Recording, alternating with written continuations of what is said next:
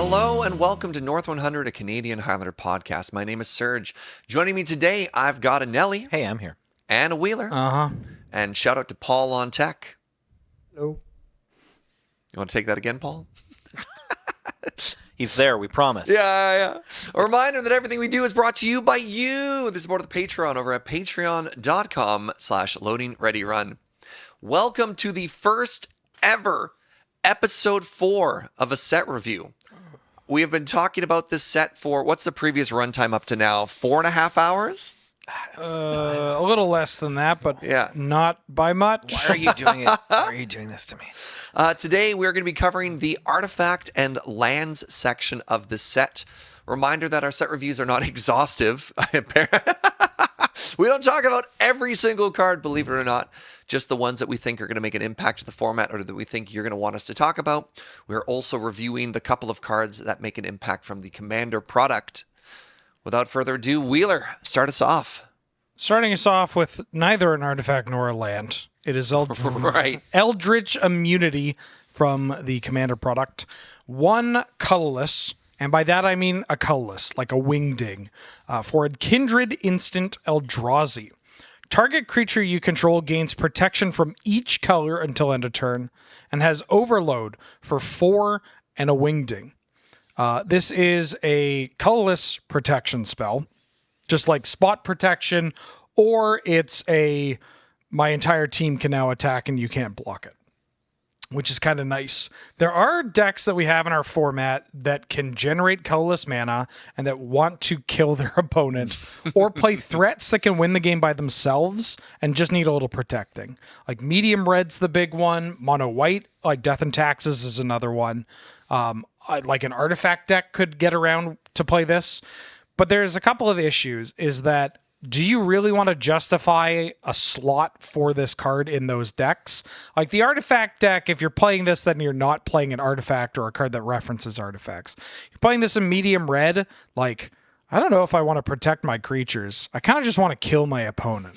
Like, it is appealing because there are, medium red has, your Goblin Rabble Masters and your Lelias and whatnot, where like they will truly just take over the game and be unbeatable, which is neat.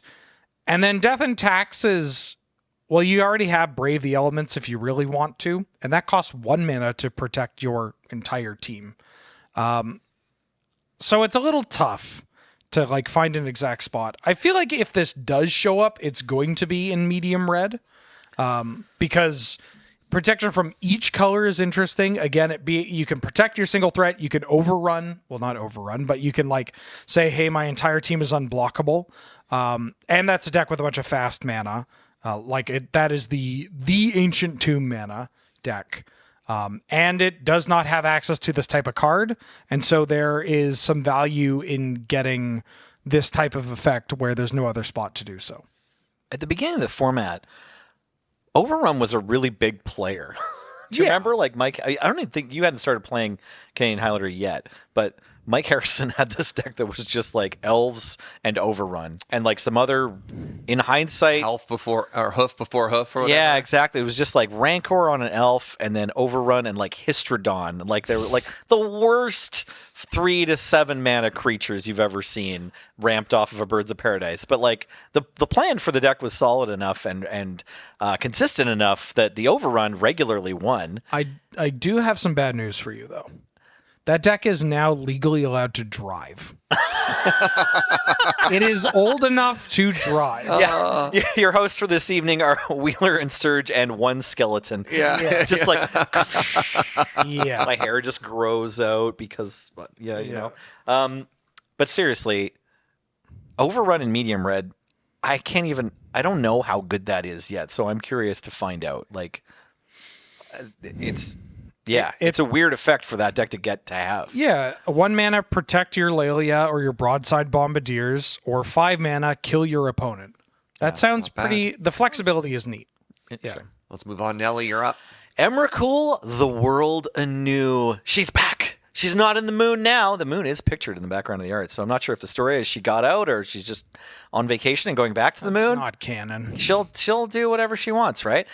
12 mana for a 12/12 legendary Eldrazi with, when you cast this spell, gain control of all creatures target player controls. So many S's. Flying. Protection from spells and from permanents that were cast this turn. And when Emrakul the World Anew leaves the battlefield, sacrifice all creatures you control. But also, it has Madness for 6 colorless mana, not generic. You have to pay all 6 colorless and discard Emrakul. And then you can get it and its triggers, because you cast Madness spells, or its trigger, for only 6 mana. This card has a lot of words on it. As far as channels go, you're 3 life points up from if you cast the original Emrakul and took another turn. It doesn't have Annihilator. Yeah, that's the big thing that's missing. But it has protections from spells, which is like even scarier than protection from instants. Permanents that were cast this turn. I'm so curious what You can't Solitude it. Thank you. Yeah. I was just gonna say, like, is play it Jason is bounce it it specifically like the like the MH2 elementals that they're going for? So yeah, Solitude, protection Oblivion Ring, whatever. Yep. Right. Well, okay. Lane Line Binding and Solitude and Teferi 3 are the big, like, modern. Yeah. This is Answers. modern Horizons. The Wandering Yeah, Knight, exactly. maybe. Okay. Wait, the Wandering. The Wanderer. No. Both of you are. I mean, Wandering Emperor. technically, The The Wandering Wandering one. Emperor. Yeah, The the Wandering Planeswalker's name is the Wanderer, but the card is the Wandering you Emperor. two are cute. Look, man, there's so many my magic God. cards. All right, I'm going to say Serge and I are just both right now. blind, No, feeling no. around for the water glass at night. So it has become a meme of 2 things for me. One is my not just my mispronunciations of missing cards, but just like reading a word and saying it wrong. I'm going to start working on that. I removed ums. 2024 is the year of Serge not flubbing things that he reads. Maybe we should bring the ums back. I don't Maybe know. we should have a Loading Ready Run live sketch where we get Serge diagnosed for adult dyslexia. Dyslexia. Hey, I got my diagnosis I know, yeah. years ago. How do we spell Serge again? Is it with a W at the beginning Yeah. and then an H? Yeah, Swerge. Okay, Let's talk about Emrakul. I don't know where to play this in Canadian Highlander other than channel. If you have a way to madness this off of 3 ancient tombs, that's dope. Obviously, casting a 12/12 with these triggers for 6 is extremely exciting, and looting is abound. I have never built a committed madness deck before.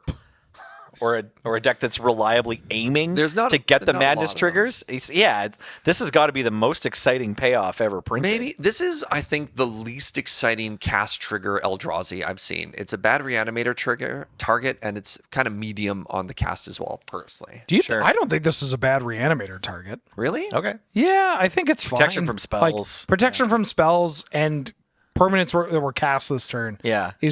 That's pretty good. Yeah. Doesn't have protection for Krakus, which is a bit of a pisser. He doesn't have trample either, so it's like 12/12 flying. I mean, the nice thing that a lot of Annihilator does is it's its own kind of evasion and just wins the game. Yeah, exactly. I don't know. I mean, I think Reanimator has so many better hits than this too. Yeah. Pass? I don't know. It makes me wish we had Tron in our format. I'm I just can't believe I'm glad. saying Yeah, that. I'm just glad I'm not the only one that's kind of mystified by Emrakul. Like, obviously, there's a lot of words here. Gaining control of all target players' creatures could be very, very big. Yeah. And then sacrificing them instead of having to give them back if they kill this, like, pretty good. That's also very good. So those upsides might be worth trying to figure out how to put this into a deck. Yeah. But we haven't solved that riddle yet. So Emrakul, you get a special, award from us where we want to agree that you will be good if you ever get 12 onto out the of 12 stack. tentacles would. Yeah, would cast off channel. All right. Next up, there's me with the glaring the glaring flesh raker. In my defense, the spreadsheet text is very small. I couldn't read that. I'd rake a fish. Glaring Flesh Raker is a 3-mana 2/2 Eldrazi drone for 2 and a wingding. Whenever you cast a colorless spell, create a 0/1 colorless Eldrazi spawn with sacrifice this to add a wingding. Whenever another colorless creature enters the battlefield under your control, deal 1 damage to each opponent. So this, in the limited environment, would work pretty well with other Eldrazi and stuff like that. But in our format, artifacts. A lot of artifacts are colorless, and this does a great job of doing something similar to the Planeswalker, the red blue. Sahili Sublime Artificer. Sort of a Sahili sort of thing of just gumming up the board very quickly anytime you are casting your artifacts and cantripping off of it. Unfortunately, Sahili makes artifacts and the spawn are not, but the spawns add mana, which is kind of cool. It also has the ability to ping your opponent whenever you're having colorless creatures enter play, which is the second part of the ability. It makes a token when you play a colorless spell, and it makes the colorless token, which dings them. So Wing dings them. Wing dings that it literally wing dings them. So I think you play this in a density deck that's looking to play a lot of very cheap creatures over and over and over. A little bit of an engine piece. It ramps you. It dings them. Well, Can you food chain combo them too with that Yeah. Eldrazi that recasts? Eternal Scourge. Thank you, yeah. Eternal Scourge. So eggs is on the back. Sorry, do you want to talk No, about the just wanted to bad mention the food chain thing. Yeah, no, I'm It's good. a bad food chain. good. Rude. Okay, It's, cool. well, I mean, if you want to play food chain, What do you got with maybe, this? Maybe be aware of this one. We're too kind to bad creature enchantment decks.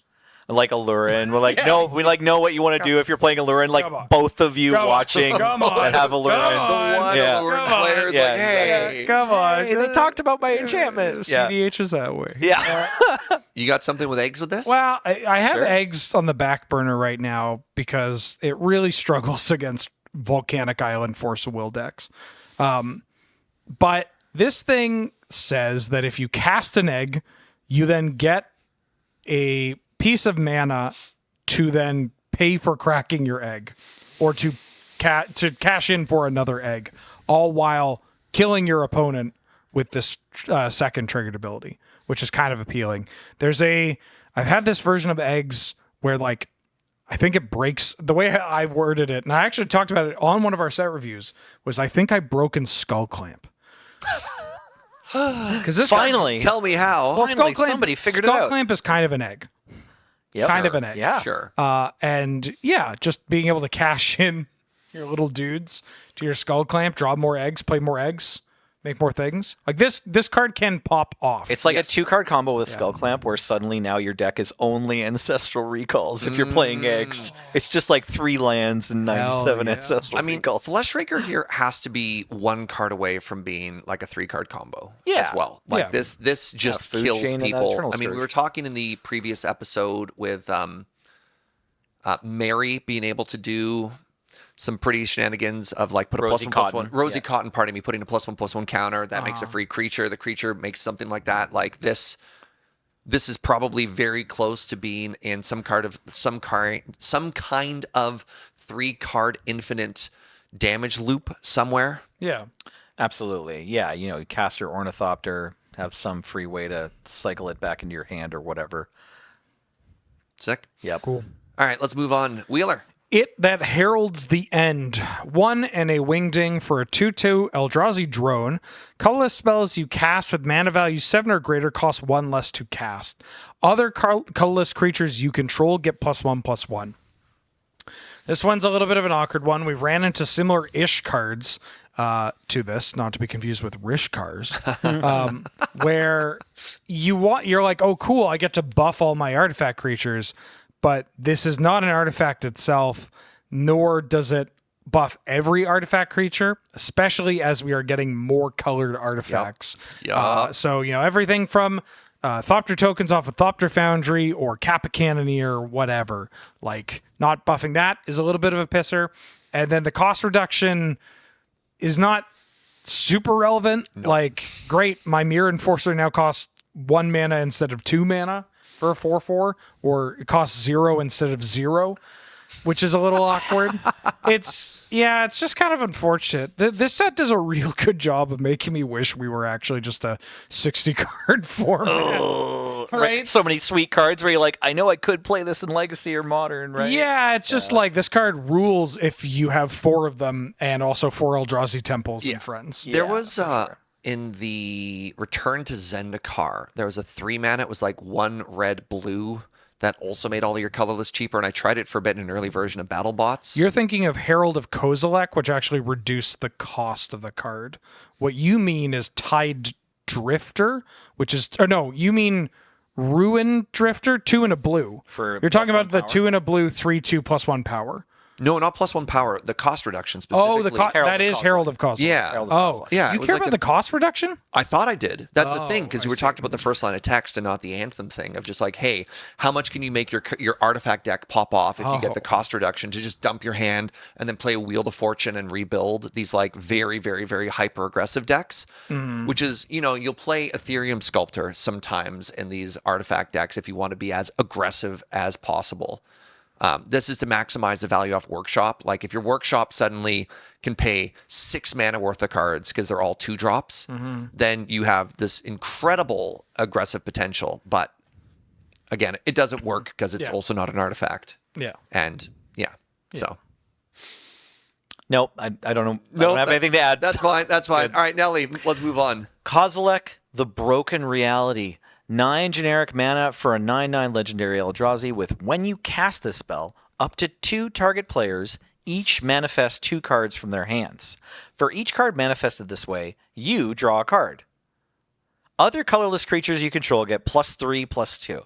Okay, fascinating creature. Yep. So you're allowed to target your opponent, but you don't have to. But if they then choose... each player's manifest 2 cards from their hands. So the way that's worded, they have to pick 2 if they have 2 in their hand. If I have 1 card in my hand, obviously I'm only manifesting 1. You want if me- I have 2, do I have to manifest both? Do you want? Yes. So confusing. Yes. Do you want me to Springheart and Antuka this for you? Because I spent like 4 minutes misreading this card. Please. Okay. So 9 mana for 9/9. Yeah. That part I ETB. You could target yourself, or you could target It's not even easy to cast, but I think both. that's- Yes, sorry, cast. Okay. You could target yourself. You could target your opponent, or you could target both players. Yeah. Whoever's targeted has to manifest 2 cards from their hand. Okay, so it's kind of like hand attack. Yes. Sick. Manifested cards, for those that don't know, you put them, they're from your hand. You got to put them face down, and they're colorless 2/2 creatures that can be flipped face up for their mana cost, but only if they're creatures. And then for each card manifested this way, you get to draw a card. So if you just target yourself or your opponent and only 2 cards are manifested, you draw 2. If you target both players, you're going to draw 4 cards. Right. Yep. If you target them and they only have 1 card in hand and only 3 are manifested, you're going to draw 3 cards. And then your colorless creatures, aka or the other colorless creatures, manifests. the manifests, are going to get +2 or +3/+2. They're going to be 5/4s. Yes. This is 19 power. 19 power, draw 4 cards. Okay, so 9 mana, Yeah. but it's a colorless creature. Yes. Do you see playing it in Hoof? No. Okay. I'm going to play this in Eldrazi. Yeah, like Okay, Channel great. Eldrazi. Yeah. So the nice Sure, thing, because great. it's a cast trigger, if you're against a blue opponent, you could potentially take 2 counters out of their hands and be like, cool, your counters are gone, or they respond to it or whatever, right? Like either like I don't know. The first time I read this before this podcast, Sure. I have seen this card before. I definitely just read it quickly and thought you can target your opponent in case you want to make more things, but or draw more cards. But like, you probably shouldn't, because then they get creatures. That was my first thought. The other part is I think if you know what manifest is, you don't assume it's from their hand. So you're like, wait, that's bad because I'm giving my opponent card advantage because they're taking cards. You normally manifest from your library, and you're like, why would I give them advantage for me to draw cards? It feels net neutral, but you're like, no. I was thinking I don't want to give them free 2/2s, but I realize now, hey, I'm taking their kill spells away. Yes, There's a very or their good ETBs. There's a very good chance that any card that they are playing in Highlander is worse than a 2/2. Yeah, of course. Of course. Yeah. So, yeah, looks exciting. Goes in Channel Eldrazi. Yep. Play it there. All right, next up, there is Kozilek's Command. X, Wingding for Kindred Instant Eldrazi. Choose 2. So this is a modal card with 4 different modes. Target player creates X01 colorless Eldrazi spawn creature tokens with sack this to add a Wingding. Or target player scries X and then draws 1 card. Or target player, exile target creature with mana value X or less. Or exile up to X target cards from a graveyard. So this is a very flexible, very powerful modal spell that is very awkward to cast. because it requires 2 colorless to do.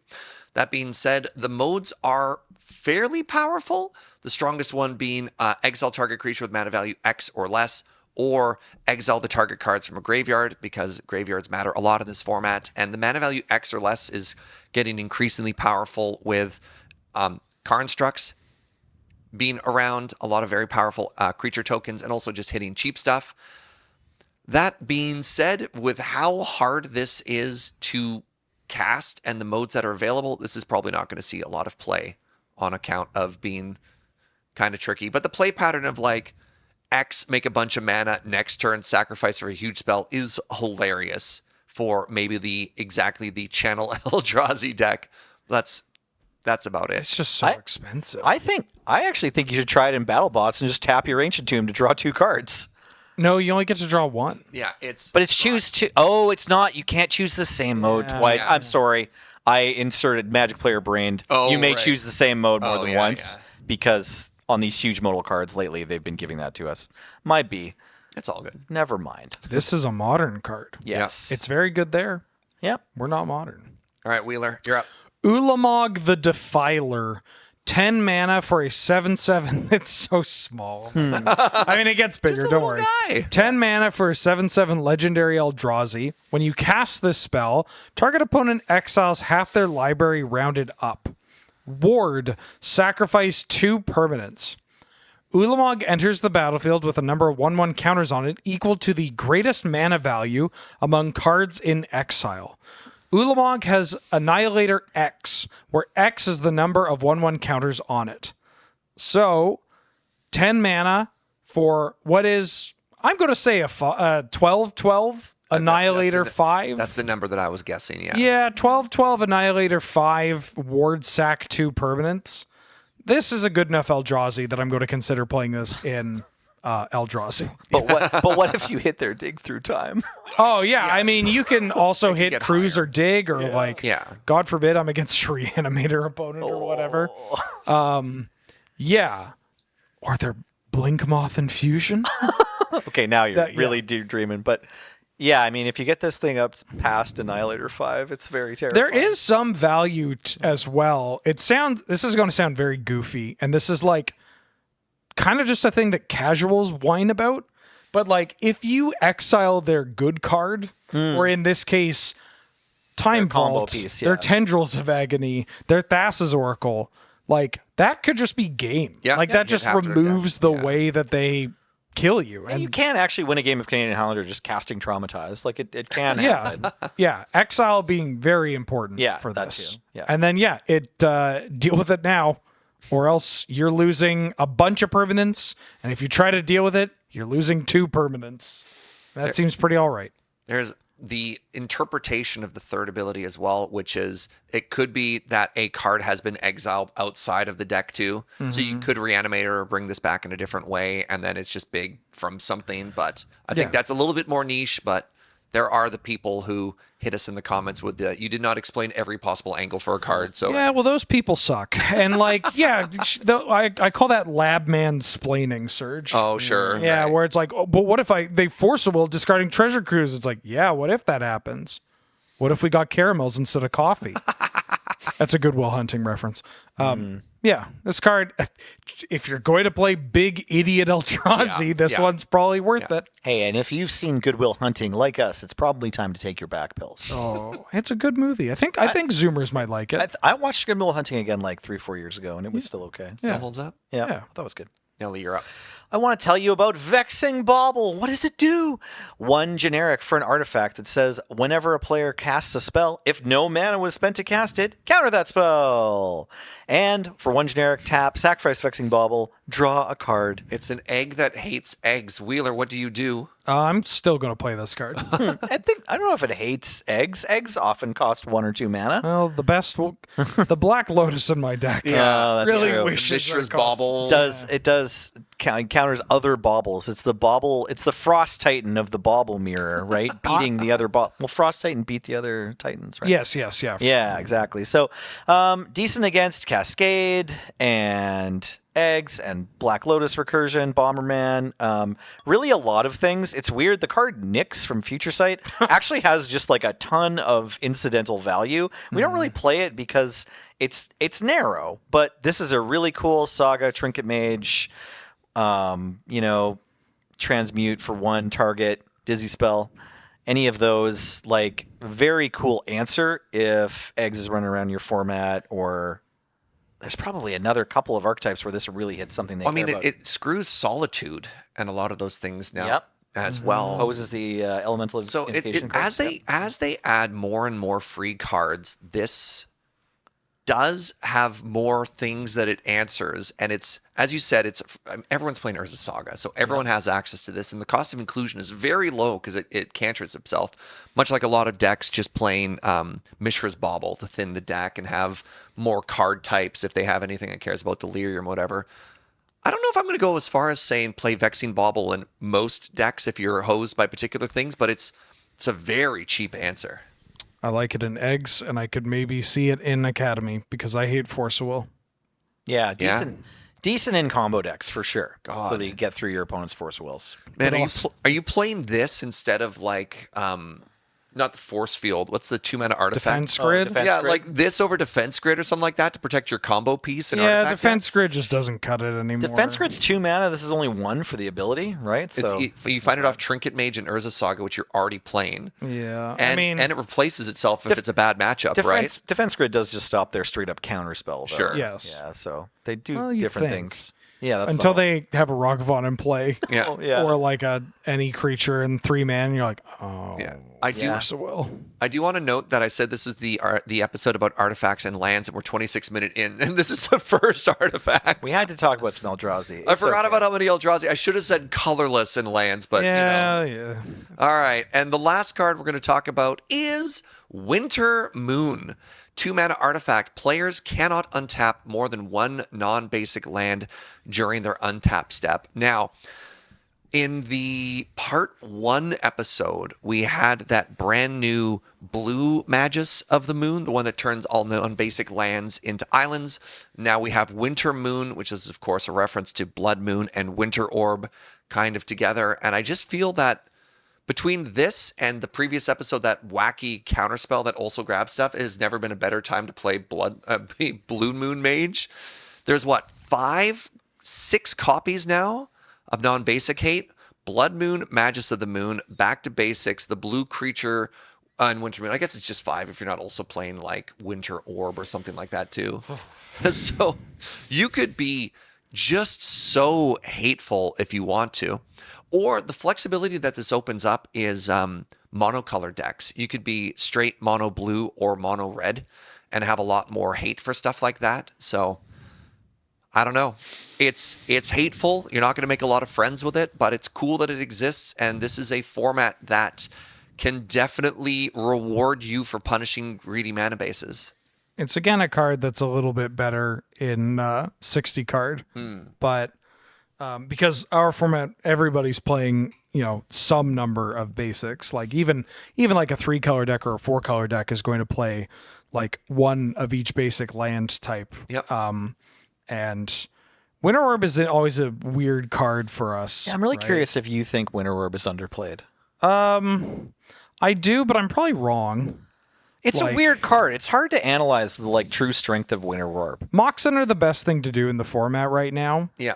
And so just like it's Right. hard to justify playing Winter Orb when Moxen are everywhere and like, okay, I'll untap 1 land, untap Tolarian Academy. Yeah. Or like Untap one land, I still have access to 6 mana. Yeah. Or untap a land and have a bunch of mana dorks. Like Winter Orb's this card that's like either winning the game or doing stone nothing. it Yeah, feels and that's what Winter Moon feels like. I don't think the card's that bad, but I'm struggling to find a spot where you're going to want both, For sure. Like, I don't even want this in Blue Moon because Blue Moon can take it, sometimes it's not great if you get your Blood Moon out and lock yourself out of enough blue for double counterspell backup or whatever. Yeah, sometimes you have to slam the Blood Moon with only 1 island. Yeah, but you still have access to that mana, which is important. You can still cast your Furies and whatnot. Chandra or whatever. Yeah. I like this card conceptually. I'd be interested. I think you really need to commit like the sea stompy deck or like mono green color. stompy. I mean, the other issue is we've been getting. I tried in mono black aggro, I guess. Yeah. We've been getting so many good utility lands, not even creature lands, just like high Besejus and stuff like that do double duty as spells. That there's a very real downside to deck construction to build around something like this. Like you are limiting a lot of tools, so you need to really position yourself to take advantage of it, which is hard considering how much upside you'd be giving up. Yeah. It's a little. This card's awkward. All right, Wheeler, start us off with the lands. Archway of Innovation. This is a land that comes into play tapped unless you control an island. Taps for a blue and has pay blue tap. The next spell you cast this turn has improvise. So this is a cycle. There's one in each color. They all have the same clause of entering the play tapped unless you control a land of a basic land type. Notably, this is fine for dual lands. So the cost of inclusion on the cycle, incredibly low. This ability is odd. Yep. And it's kind of awkward. So this ability is not the best thing in the world. Like there is an upfront cost of already paying 2 mana in order to use it, right? You got to tap the blue and you got to tap the self. Then like, what are we casting off this? Because usually the decks that can justify, like the artifact decks that could justify this card and have enough things relying around for improvise, they already just have a lot of mana. They don't need this from their utility lands. They only care about Hot Chip and Tolarian Academy and Walking Ballista. You don't like anything else in between is just kind of unnecessary. And notably, those decks are their mana base is so tight and precise. It's genuinely tough to get additional lands in there. Because, like, even if you are like, okay, you know what? I'm going to buckle down and play one more utility land. You have to first go, do I want to play these new do I want to play the artifact lands from MH2? Do I want to play some of these other utility lands that care about artifacts that we've received? So it's just like, this one in particular is an awkward spot where it's hard to actually justify its inclusion in the first place. And then, do I give a hoot about this ability? You even have a basic island in that deck too, right? Doesn't have to be basic. Doesn't have to be basic, but like in general, yes, right? Yeah. Very not. That deck that might use it the most doesn't play a ton of islands. Exactly. I might just prefer to play an island. Yeah. Honestly, raising your island count in Academy and Paradox Engine decks and stuff like that is often a serious consideration at like moments before the tournament. You're just like, I might hit Blood Moon here. How dead am I to Blood Moon? I would like to just cast my spells if my Academy doesn't I need to have an island so I can Otawara their thing and actually win. Right? Yeah. Okay. You're up. What do you think? Yeah, thank you. Let's move on to I think it's the next castle, because they're the same. It's the same clause as the Eldraine castles, right? Arena of Glory enters the battlefield tapped unless you control a mountain, and taps for a red, and for 1 red, and tap and exert Arena of Glory, which means that 1 on tap next turn, add red. If that mana is spent on a creature spell, it gains haste until end of turn. I like this. I think this one is fine. Maybe Red Green Monsters plays it.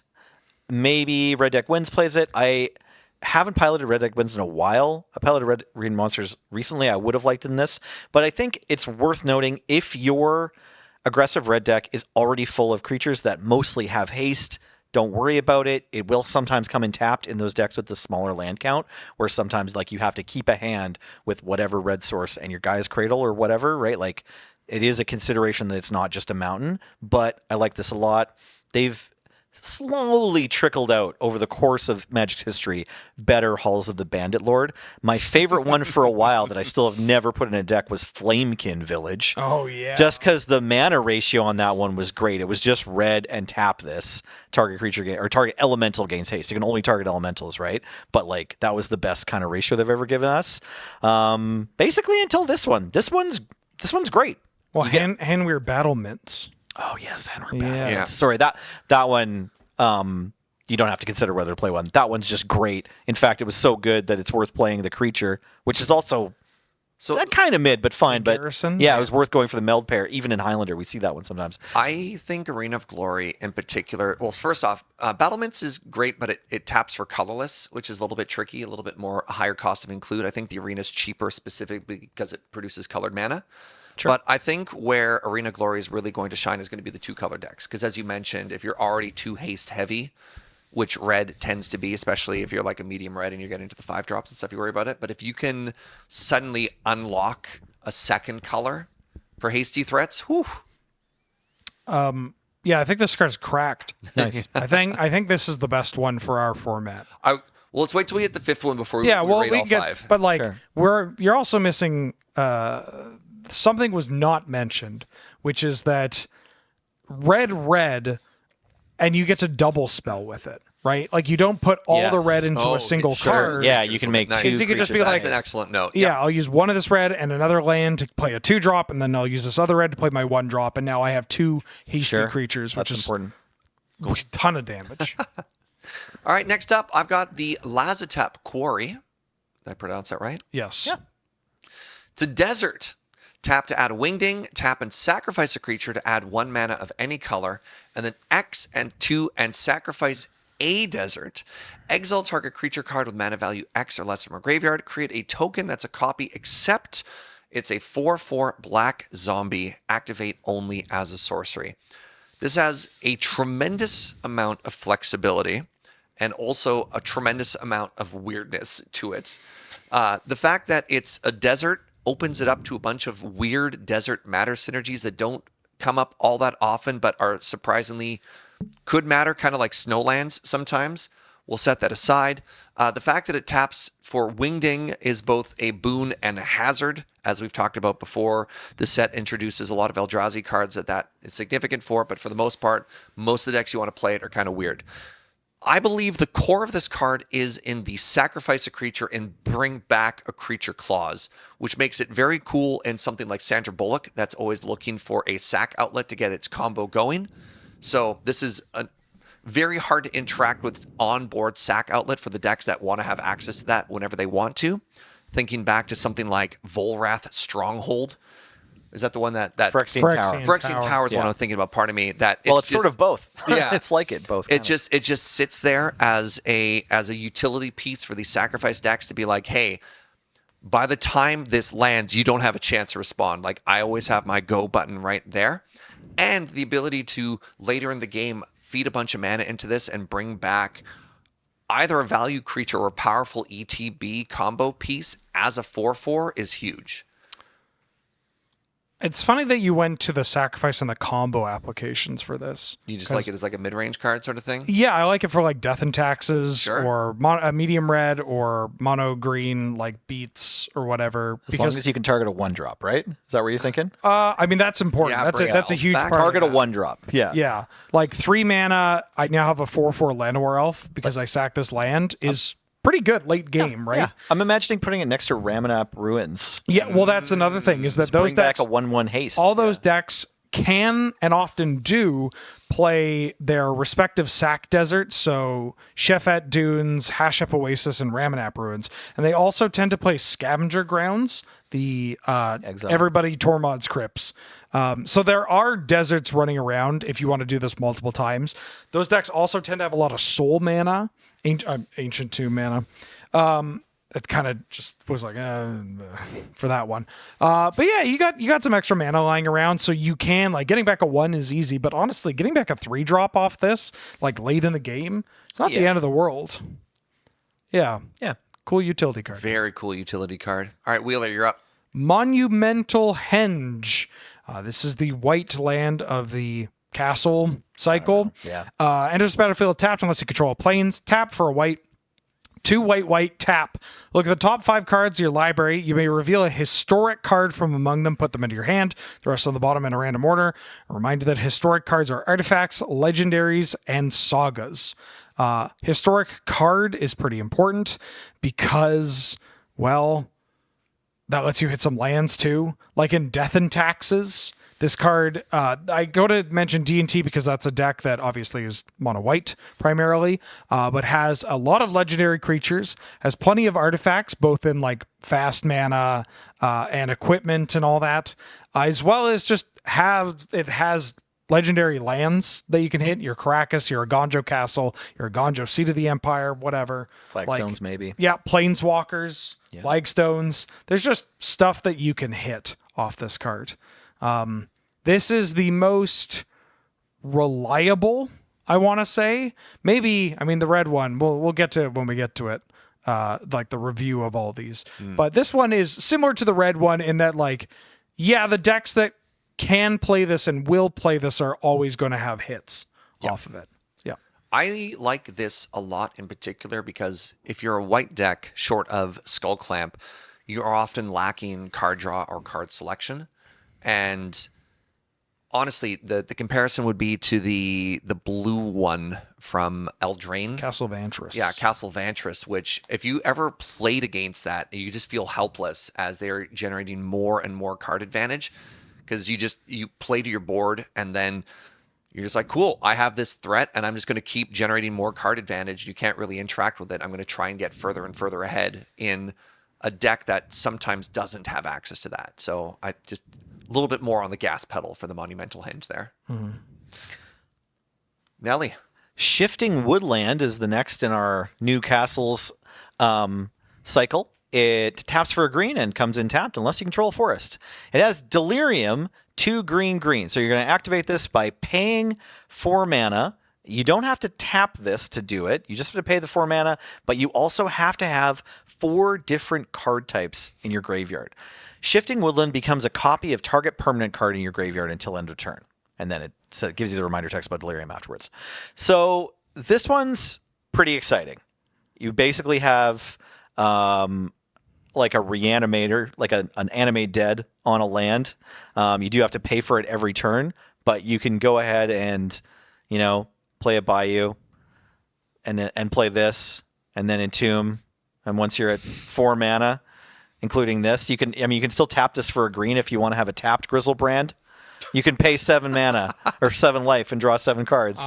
Yeah. What do you want to reanimate from your graveyard? You know what I want to reanimate? What do you want to reanimate? Dark Depths. Dark Depths becomes a copy with no counters on Beauty. it and becomes a 20/20. Love that for you. Yeah. Wheeler? You know what I want to do? What do you want to reanimate? I want to copy Omniscience. Yeah. Hell yeah. I love both those angles. I want to play this in like Bug Omnitel or like just blue-green big mana. Sure. That Omniscience in your graveyard. Copy it. And like it's 4 mana, but if you need... Like, if you don't care about whether or not this is tapped, it just taps for the green. Yeah, exactly. That's kind of wild. So, yeah, turn 4, getting out your Omniscience if you've entombed it. You do have to fill Delirium. Like, you're going to spend your turn doing that as well. Fetch land, Entomb, Omniscience. You're already 3 out of 4. That's true. Actually, the thing you're copying stays in your graveyard, so it can count for your Delirium. So, yeah, I mean, let us know in the comments what your favorite target with Shifting Woodlands is. But I think this one is actually a really important part of this set. It's so cool. It doesn't even feel like it's part of the cycle. It just feels it like does, it's yeah. its own It feels thing. like its own legendary like archetype or something. Worth mentioning, too, that, like, if you're making it a copy of something terrifying and somebody has... First off, they would need instant speed... Or land destruction to like really blow you out. Yep. Not a lot of that running around. But if it does show up, well, it's a land. So you can Light from the Loam or Crucible it back. Like it's just so easy to be like, oh, well, you stopped me for a turn. Time to do it again. Yeah. Just get yourself ready for the next turn. What happens if you copy a battle? Next card. Yeah. Next up is me with a Spy Master's Vault. This is the final one in the cycle. The black one enters play tapped unless you control its swamp. Taps to add a black. Black and tap. Target creature you control connives X, where X is the number of creatures that died this turn. So connive says draw X cards, then discard X cards. Put a +1/+1 counter on that creature for each non-land card discarded this way. This is the weakest in the cycle. Wait, you're looking at me like I'm crazy? I feel like this has so many hoops that you need to go through. Gravestorm players are coming for you. Really? Well, the blue one doesn't do what you like. Sure. The blue- Okay. I guess the blue one's pretty bad. I think the blue one is just kind of useless. All right, that's fair. This is the second worst one then. I mean, we're in a format with Tolarian Academy, so the blue one had like a lot of. There's a lot It is a yeah. modern Horizon Yes, set. yeah. Like the blue one isn't really. I guess for, for blue they probably didn't want to do like Scry or whatever. I mean, that they did against the realistically, Castle Pantras. this is a weird cycle where the green one's like over here somewhere. It's hard. It just does not feel like it belongs. Yeah. And then every other one, like the red, white, and the black one, are all very good and honestly comparable. It feels like the original set of 3, right? Ancestral Recall, Lightning Bolt, Healing Salve, Dark Ritual, Yeah. right? You have Giant Growth. you You're have like, the broken ones. Yeah.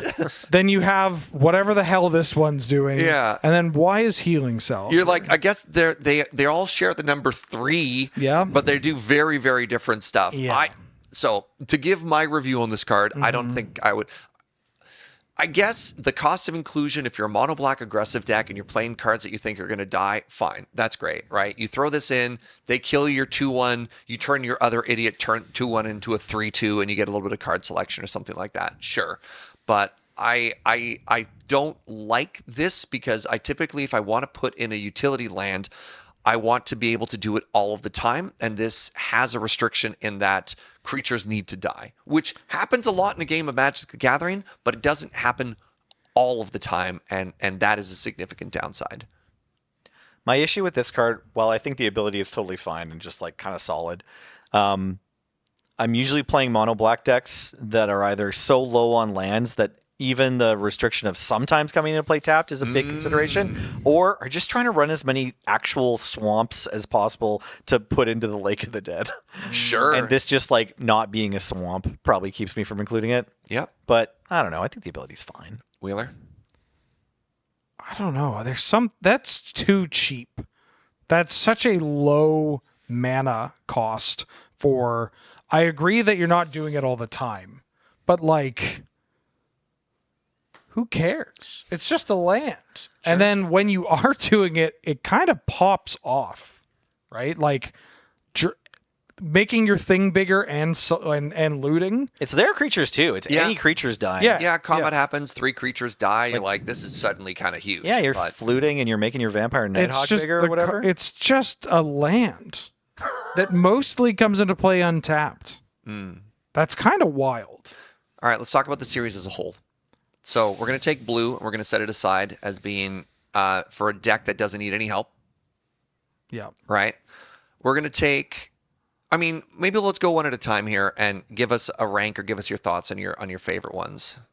I think the red one is my favorite. Okay. I think it's the scariest because I'm already terrified of red aggressive decks. Sure. And this just gives it, especially like or monsters, or Boros, like the idea of somebody casting Seasoned Dungeoneer off this and then getting to attack immediately. I feel like I've Stop. already lost. Or Aomer, like yeah. they just like dome me for 5 and then they have this big ass human coming at I'm me. gonna and have a like, panic attack right yeah, here on the nice. podcast. Oh, cool. Arena of Glory Winota. So, all right, so red first, then.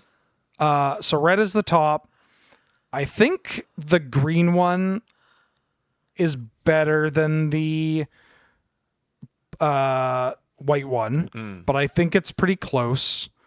And I think So the white one is the most nebulous one. Sorry. what does I'm not nebulous gonna, mean to you? Well, I'm not going to be able to give a ranking 1 to 5 Yeah. because I don't think that Well, we're all works. just talking about 1 to 3 anyways. Sure. If I had to pick a top 3, Arena of Glory is the best one. The red one is the best one. Yeah. And then 2 and 3, I would put the Henge and the green one. So the white and the green. So Naya. And I usually don't talk highly of Naya. All right. Yeah. Let's Nelly. just go with that. I like the green one the most because it sort of spawns a new archetype. Like Yeah. it just does the most exciting and different thing. But then Arena of Glory might be like kind of my favorite too, just because I have a weird pet thing for Hall of the Bandlords. I just feel like they're scrappy underdogs. I love it when a land gives a creature haste. So I go green, then red, and then honestly, I think I like the black one more than the white one. The white one just seems like extremely solid. Like, hey, it's a land. that gasses you up after you ran out of gas. Like, take a turn off. You didn't draw a spell. Tap your lands. Now you have a spell. Next turn you'll have 2 spells. Enjoy. Like, it just seems very straightforward to me. And then the blue one doesn't work. Yeah. All right. I'm on team green for first place because it's a land. And as the premier lands pilot, I'm pretty hype about that.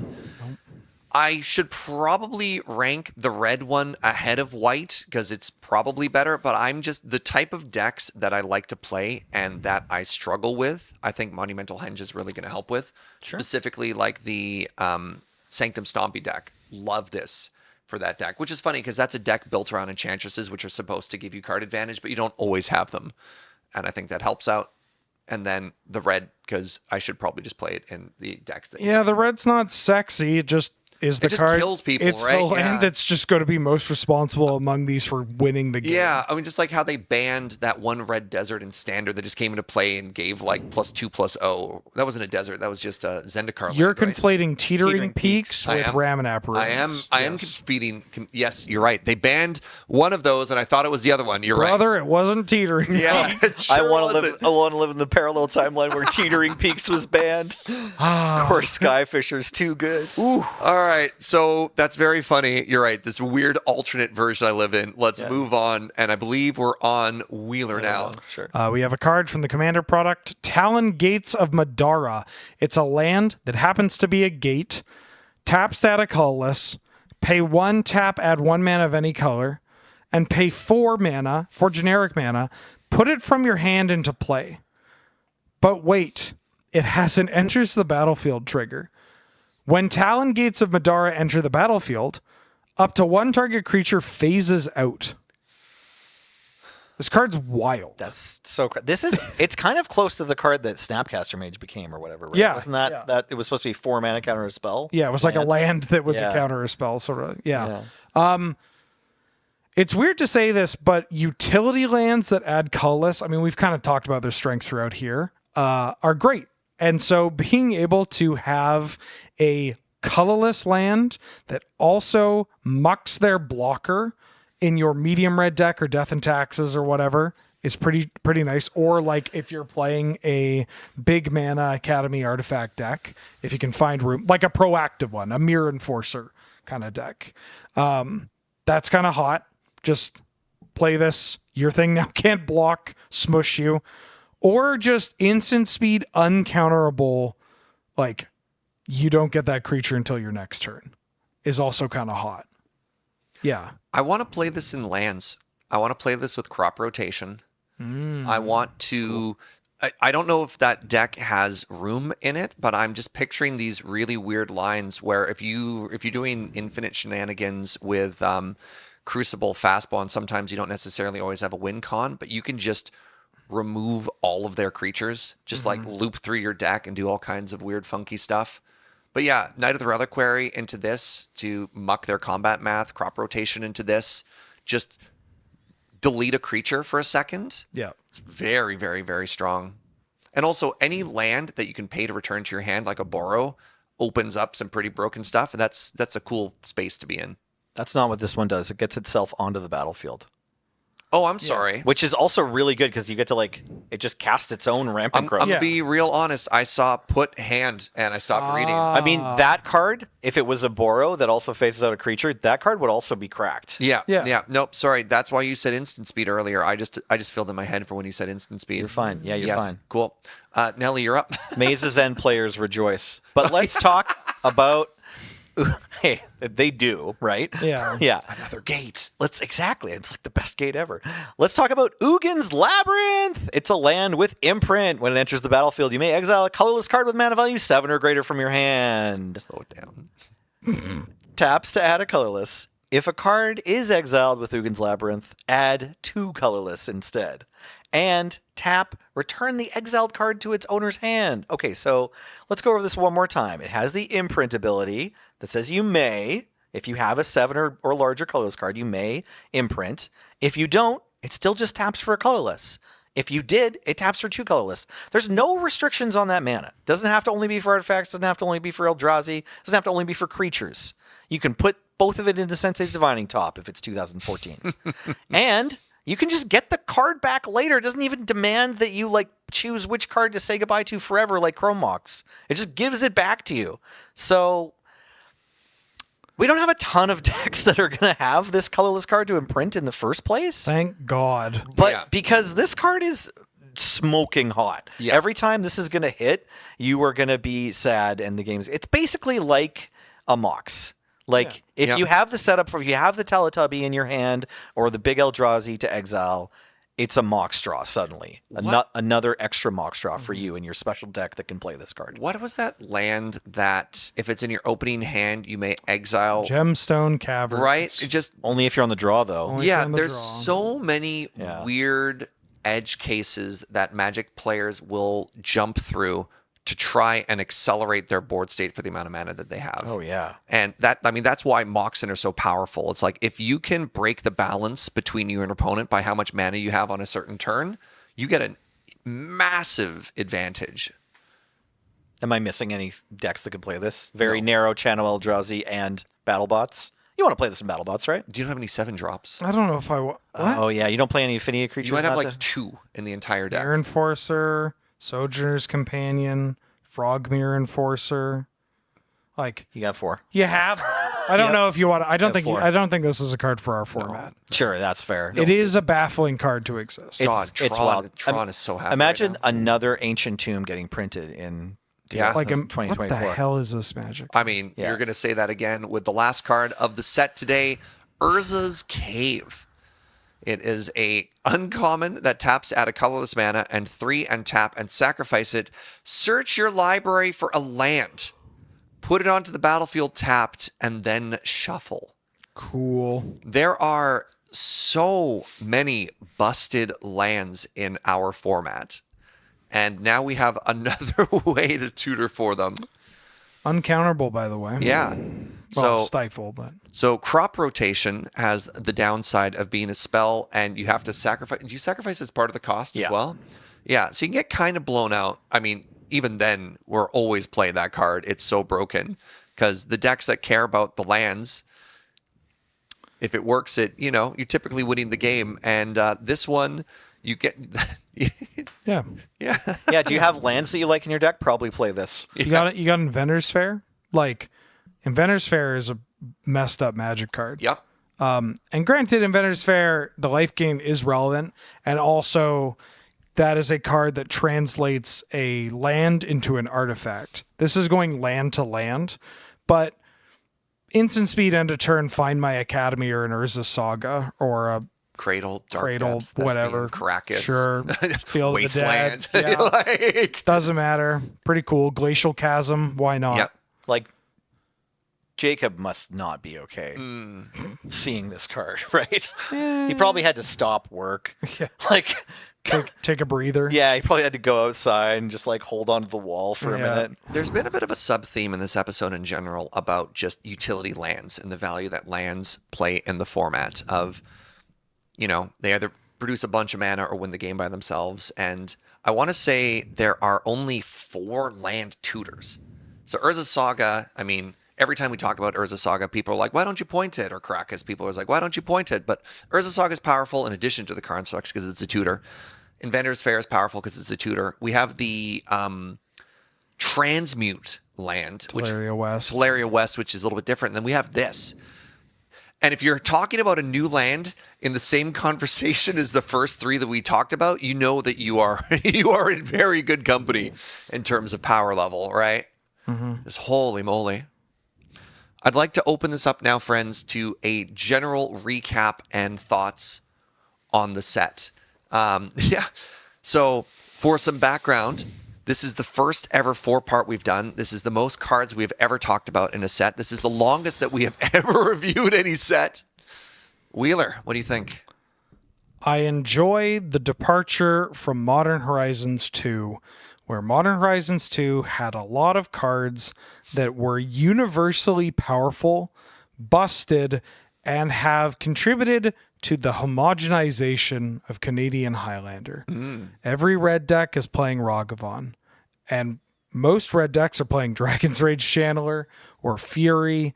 Like, that's not an Urza Saga. God forbid Urza Saga. Like, it's just, what are we doing here? And that kind of stinks because the initial Modern Horizons, while it had a couple of pretty standout gross cards in the form of like Ren and Six or, Hogak, not for our format necessarily, it felt like a format or felt like a set that had a bunch of tools that players are like, finally, an Ice Fang Kodal, right? Like, finally, a second Baleful Strix, or cards that helped bolster tier 2 strategies or more niche strategies, or gave people silver bullets for their deck, right? Because a lot of Canlander, there are a lot of misconceptions about the format. And while, like, when people say, like, you can, build your own version of this list however you want, it's like, well, realistically, you can't. But, like, those last 10 cards that you add are very important. A lot of personal Like, flair. those, like, everything that fills it up basically gets you to those final 10 cards, right? Like, you're not cutting your ponders, you're not cutting your lightning bolts, but what are you pondering into? What are you protecting with the lightning bolt? Which 4-drop did you choose? Yeah, exactly. All that becomes very important. And this is where this set excels, where you go, finally, Blue-Black has a good 2-drop in the form of Psychic Frog. Finally, like, this Enchantment Sanctum Stompy deck has access to, well, good cards, right? Like, you get this added dimension to these decks that people have been clamoring for. Or when you do get these powerhouses that are probably going to show up in multiple spots, they're not annoying. Like, they're not groan-inducing. We'll see. We'll see. Yeah. Like, the power level of this set is very high, but it is also a set that feels more targeted for 60-card formats with sideboards than the previous release, right? It's funny that you bring up the original Modern Horizons, because when I think back, I think of that primarily as a reprint set that added some other cool tools. Right, brought cards to Modern. Yeah, because it was just like, hey, people can't afford Goyfs and Bobs, so let's find somewhere where we can have lots of those. I think you're thinking of Modern Masters. No, didn't the original Modern Horizons? No? Am I thinking Modern Masters? Modern Masters did have Goyf and Bobble. Modern Horizons was like Arkham's Astrolabe and weird snow cards. Okay. No, and you're right. And the Horizon Cycle. Yeah, Family Guy cutaway jokes. Sure. Like that kind of thing. Right. I like the set. I think it's very powerful, but not annoying. It's a nice trend. And after Lord of the Rings and after Modern Horizons 2, I'm okay with that.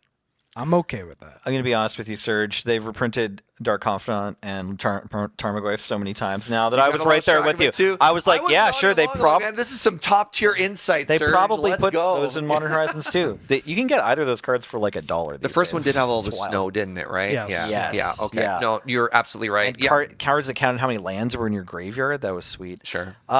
Okay, so I'm curious for future Nelly, but I think that Wheeler's probably right. He's usually right about a lot of Magic card related. He's a pretty smart guy. I've wasted my life. I don't think losing to Tameo is going to suck quite as hard as losing to Ragavan. I think losing to Tameo is going to be more fun than losing to Ragavan. So that's the real question that I'm looking forward to answering, because both are obliquely powerful and I think will be fairly ubiquitous. But Tameo, I don't know. Hopefully it'll be more fun. I mean, it's nice that the like flagship cycle of like mythics, on-color mythics, right? We had the incarnations for MH2, and this we have these planeswalkers that like Tameo is the only one that shines as the like, oh, well, I guess I'm a blue deck, right?